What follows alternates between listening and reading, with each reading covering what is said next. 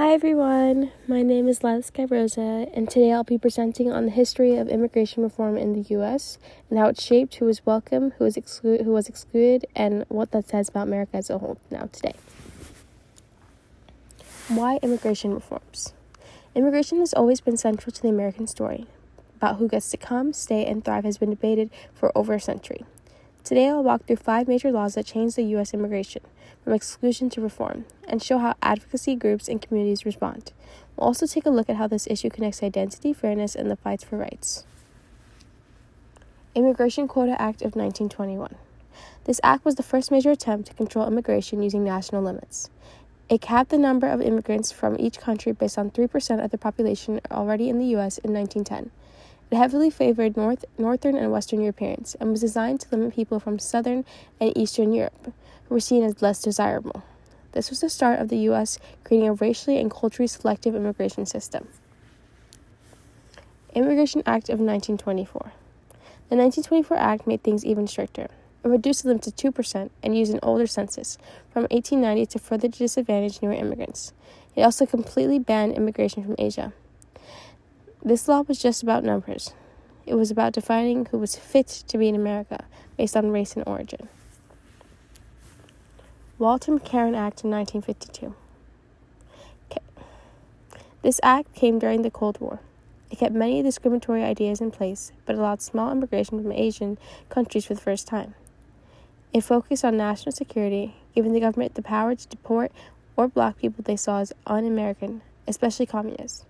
While it made some progress, it still showed how fear shaped policy. Immigration and Nationality Act of 1962. This law marked a huge turning point. It ended the old race-based system and replaced it with one based on family ties and skills. Now, immigrants from Asia, Latin America, and Africa could come in greater numbers. It was passed during the Civil Rights era and was meant to make immigration more fair and equal. This law helped reshape the United States into more of a diverse country we see today. Immigration Reform and Control Act of 1986. During this time, President Reagan signed this law to respond to undocumented immigration. It gave amnesty to about 3 million people who had lived in the United States since before 1982. But it also added more border enforcement and penalties for employers who hired undocumented workers. It was a mix of compassion and control, and many of the issues we debate today begins here. Patterns and themes in immigration reforms. Across these laws, we see clear themes of who belongs, questions of who belongs, who doesn't, and policies often excluding people based on race or fear, but advocacy groups fought back. The ACLU and the National Immigration Law Center and United We Dream worked to protect immigration rights. Meanwhile, groups like FAIR pushed for stricter enforcement and reduced immigration. These battles still shape immigration today. Now I will be sharing for my creative piece. I wrote a poem called Lines on the Map. It's meant to reflect the human side of immigration policies and how it affects real people and families, and not just statistics you see. They created lines on the map, but the lines were created through fear and love. A paper border there to decide who must stay and who must leave. In 1921, the gates were narrowed, measuring lives by numbers, not by fate. 3% only, no more. As if dreams were being kept outside the door. Next was year 41. Now 2%. No Asians allowed, more restrictions.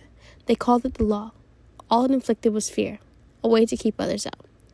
In year 52, more suspicions grew.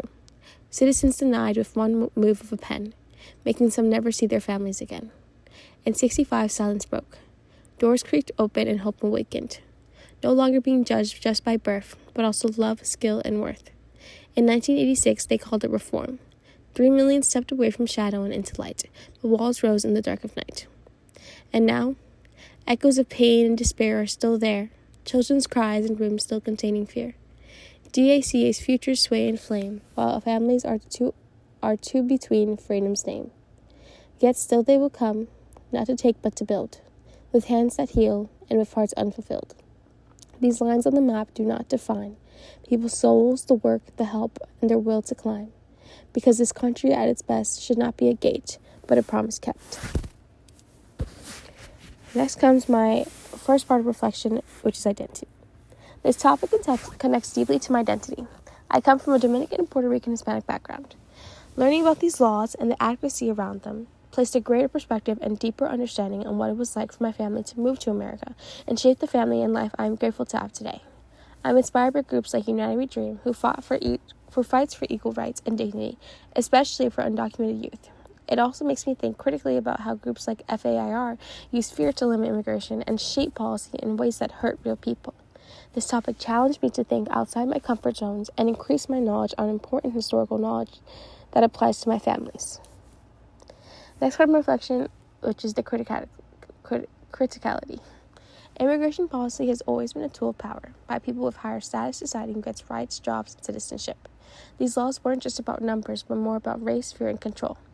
Understanding this helps me see that the United States history isn't just about freedom. It's also about exclusion and resistance. Immigration reforms show how government policies can both protect and oppress. It challenges me to think about what citizenship should really mean. The debate continues on. From the years 1921 to 1986, U.S. immigration policies have reflected the nation's ongoing struggle with identity, race, and belonging. Laws were created to control who could enter the country, often favoring certain races and excluding all others. Over time, we've seen moments of change, like the 1965 Act that opened the doors wider. But with those moments of change also comes moments of fear and restriction. Behind every law are real people. Families hoping for opportunity, workers seeking a better life, and communities caught between inclusion and exclusion. Immigration reforms isn't just about a policy.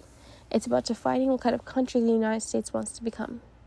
The debate continues today, with ongoing arguments about border security, DACA, asylum seekers, and paths to citizenship. Advocacy groups like United We Dream, the ACLU, and NILC still fight for immigration rights, while organizations like FAIR push for stricter enforcement. These modern debates reflect the same question from the past: who belongs in America and who gets to decide?